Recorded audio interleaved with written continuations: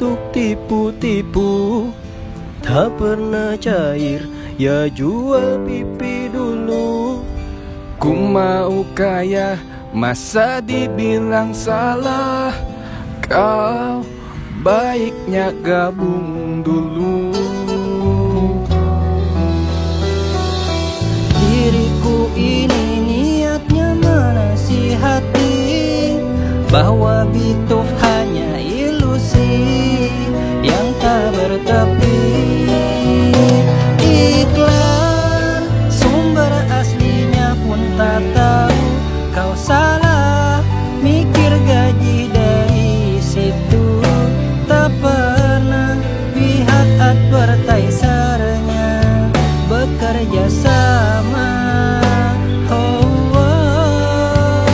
Iklan dia memang menyumbang pipiku, bukan rupiahku. Barusan ku cairkan, dibeli oleh member yang baru.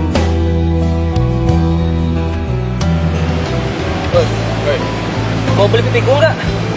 Punya aku aja numpuk, nah bingung mau jual kemana.